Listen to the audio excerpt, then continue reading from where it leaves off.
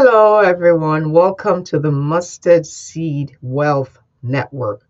I'm glad to be able to come to you today just to share and encourage you and to get you fired up. All right. Make sure you're hitting those goals and you're staying focused on building financial wellness. And the last time we met, I focused mostly on budgeting because it's key to getting started, and it's important for us to start the right way. I mean, if you're going to go on a journey, you have to get in your car, you have to crank up the engine. You don't crank up the engine, you're not going anywhere. And so the budget is that engine of your financial wellness. It's what gets you on track, it what gets you on the road to financial wellness. And I wanted to share um, a quick story, which, I was looking through my diary and I saw something that I wrote down in 2019. And I just wanted to share with us. In 2019, as a church, God gave us uh, a word, which every year we always seek the Lord and ask Him, okay, what's the theme for this year? What's the word for this year? And in 2019, the word that the Lord gave us was that 2019 was our year of greater harvest, our year of greater harvest. And taking that scripture, I took it literally, and I also took it spiritually in the sense that I applied it for my spiritual well-being, but I also applied it concerning my financial well-being. And I wanted to share with us a scripture, which was an anchor scripture for us during that time.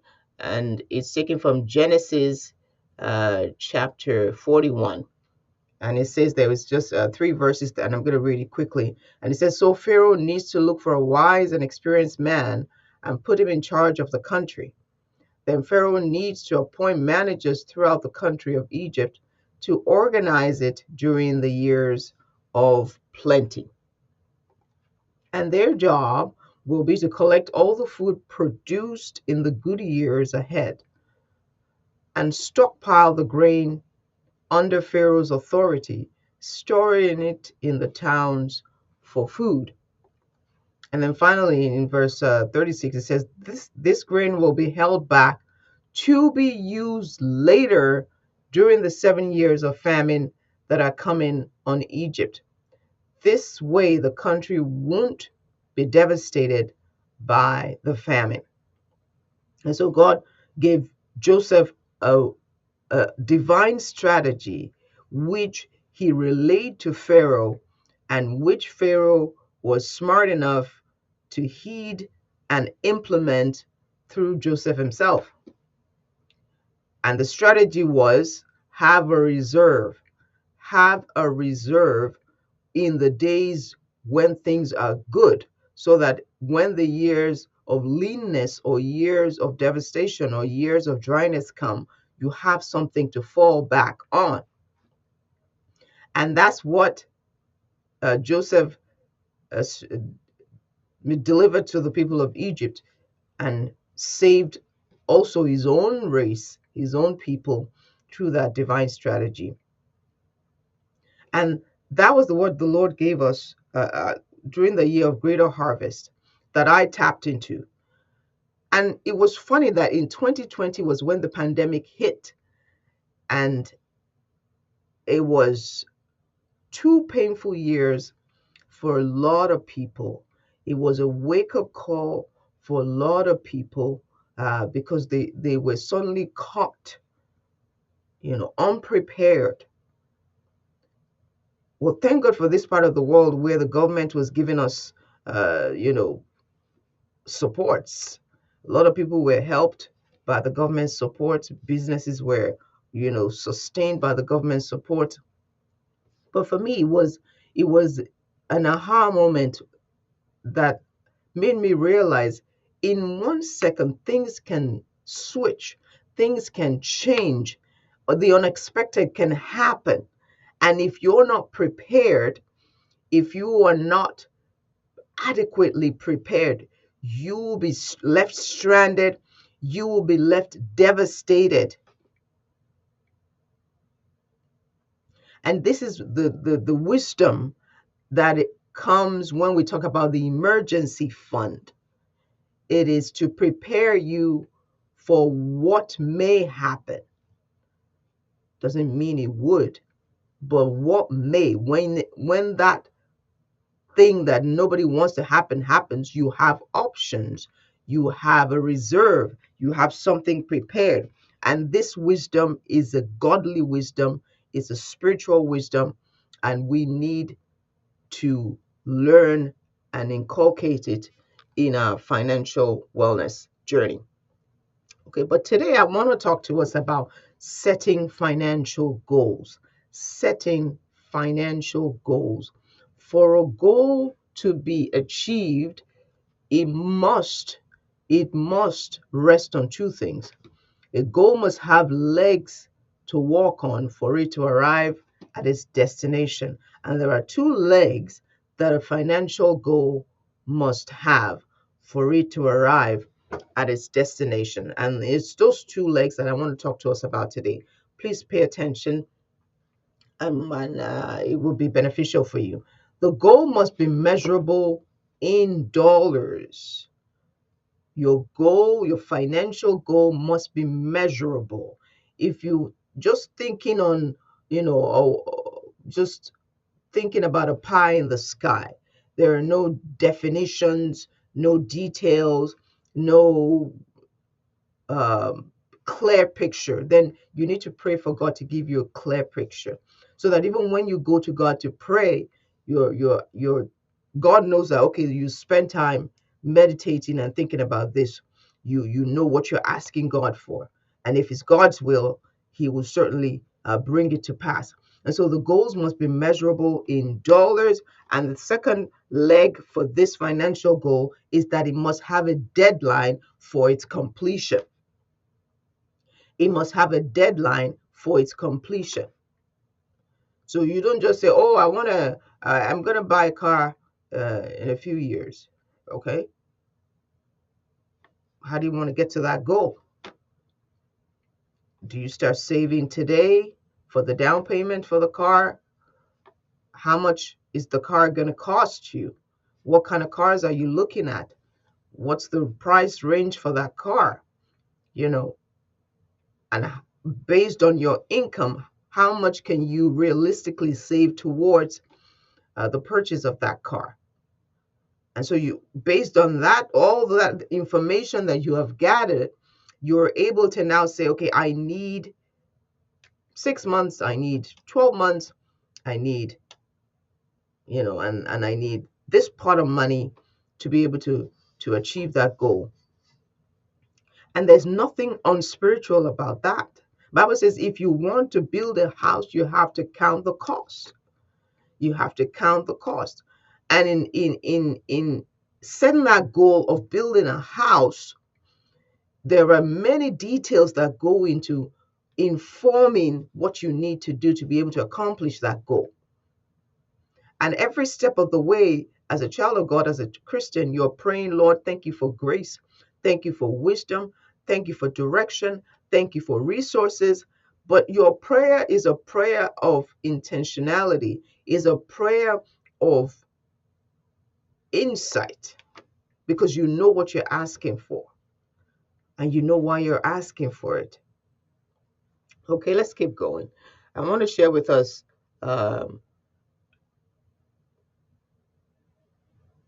So the last time we met, we talked about uh, two goals that we needed to be working on before the next time we meet. And I hope that we're working on it. I hope that we're all being good students and we're working on that goal. And the first goal was for you to create your February budget. So if you have created your February budget, kudos to you. I'm excited for you. I know that you're really serious about your journey of financial wellness, and you're going to get there. So this is, I think today is the 3rd, 4th of February. You need to have made your February budget using the Every Dollar app So you will have gone there, put in your income, put in all your expenses, and if things change, you know how to go in there and edit. I sometimes I go into my budget app. I'm editing almost daily as things change. As I input my expenses, maybe I spent more than I wanted to spend on a certain category, then I have to subtract from another category so that I can balance my budget. And so you need to have created your budget for the month of February. So now, if that is a goal that we must achieve every month, that you must have created your budget before the month begins. So set it in your calendar. I said a goal must be measurable and it must have a deadline for its completion. So for your budget, your deadline for your completion must be maximum the week before the month begins. So for March budget, you need to have done it by the end of February. So put it in your calendar as a reminder that by the last week of the month, I will have created my budget for the upcoming month. And set a block of time. We're talking about measurable. Set a block of time aside and say, okay, I'm going to devote this next 30 minutes. I'm going to create my budget. I'm going to, put in all the numbers, punch in all the numbers. And sometimes you might have to go to the previous month to correct some of the things that you did there that were not factual or realistic, right? And based on your accounting, some of us can, they are not set on using an every dollar app. If you don't like that app, because the negative part of it is it doesn't allow Canadians to include their banking account, and so it doesn't give you the grace to download all your expenses, everything just downloaded automatically into the app. But I find that also can be a bit time consuming, because if you log in, if the thing collects all your transactions directly from the bank, sometimes it doesn't categorize them correctly. So you have to go in and take the time to categorize it, in the right places. I like the Every Dollar app because it's simple. It's so simplistic. You just need a little bit of time every week to put in your transactions. Just open your banking and make sure that everything is being put in accurately. You're being true to yourself. If you put $200 as gas money and you find out that now you have spent $250 on gas, you have to go in there and make sure that you put that in there. And then if you see that every month you're going over the $200 budget for gas, then that means your gas budget was not realistic to start with. So you're going to go in again and set the budget for gas at $250. That is your actual gas expense. That's why I said it takes about 3 months to 6 months for you to really get accurate with your budgeting. Because the first time you do it, you put in all those numbers, but when you actually do the math, putting in your actual expenses, you find out that many times you're overspending in those areas, and what you put on paper is not actually the reality. And so it takes a couple of months. Give yourself grace, give yourself that allowance, and then go in, make sure the numbers are punched in to get the actual fact of your finances. And then the next month you do the same thing and you finally find a picture. I always tell the story of how we used to go to Tim. We like to go to Tim's all the time. And Tim's, you get a coffee, you get your cookies and your donuts. And I did not realize how much we were spending on Tim's until I started punching in the numbers. I actually started putting in, okay, today I went to Tim's, I spent $3. Yesterday I spent $5. And then I gave my son $3 for a coffee, and my daughter $5. I put in all the numbers until I actually got a true picture of what we were spending at Tim's. And so at that point, I had to decide, is this realistic budget for Tim's? Can we afford it? And then if you cannot, then you need to cut back. But if it's okay, if that budget is fine that you have created for your Tim's, then going forward, you know that this is the actual amount I spend at Tim Hortons. And so that informs, you know, the decisions that you make going forward. All right. All right, let's look at something else. The other thing we talked about was the emergency fund. I had mentioned that this is the backbone for your financial wellness, for you to have a reserve. I already shared the scripture in Genesis chapter 41, why it's important to have a reserve, because you do not know when it's going to rain. You need an umbrella. You don't know when it's going to rain. Sometimes things happen, and that's life. The Bible says man is born to trouble as sparks fly upward. Something happens, your stove is not working, your dishwasher decides to pack up, your your your gas, furnace decides, okay, I'm done, I'm not working any longer. Something, this life happens. That's just life. If you have an emergency fund, it gives you that option that, okay, yes, I can take care of this problem because I have a reserve. Now you're not going back into credit card debt. Remember, the goal is to get out of debt and be debt free. The goal is to get out of debt, be free. Bible says the borrower is slave to the lender. God has not called us to slavery. God has not called us to a life of slaving for the banks, slaving for the financial institutions. God has called us to build wealth. God has called us to be blessed and to be a blessing, and to have something that we can hand over to our children as an inheritance. And so it starts with having an emergency fund. And I said the minimum that you should have in your emergency fund is the $1,000. That is the beginning, that is the foundation of your emergency fund. An ideal, well funded emergency fund has 3 to 6 months of your monthly income in there. So a fully funded emergency fund will have 3 to 6 months of your monthly income. So if you make $2,000 a month, you should have $6,000 there, right, as you're fully funded for a 3 month emergency fund. But Rome wasn't built in a day, and that's why we're starting with the $1,000 as your baseline.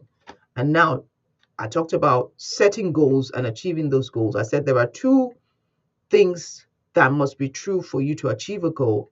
It must be measurable in dollar amounts, and then there must be a deadline for its completion.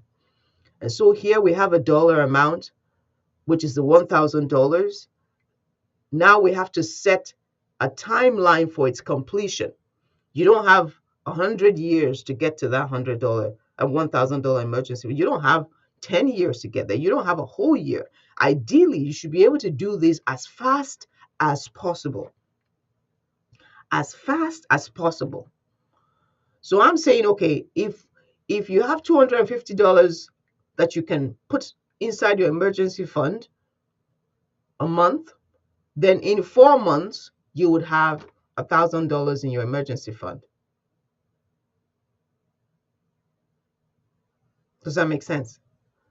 If you can devote $250 in your monthly budget going towards the emergency fund, in 4 months you would have your $1,000 in your emergency fund. And if you can do it in one go, even the more fantastic, like, let's go, let's do it.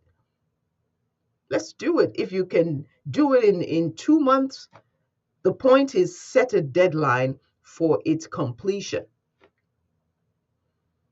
and do it, and let that be done. And that's done. We're done with the emergency fund. Now we can focus on other things, because we have a long way to go for us to become financially well situated, and for us to be on the road to financial success. All right. So that's all I have for us today. Um, like, you can text me anytime on the platform, If you have any questions based on this recording, you can also send your questions to the WhatsApp platform, and I'll tackle them as I receive them. All right. God bless you. We shall see you again soon. And yes, before I forget, our Zoom meeting is coming up. Um, you know what? I'm going to confirm the date, but it's the end of February. I believe it's the last Thursday of February. We're going to have our Zoom classroom where we tackle other issues. So looking forward to that. I'll send out the info once everything's confirmed. But yep, you can do it, guys. Let's go, let's go, let's go. God bless you. Talk soon. Bye bye.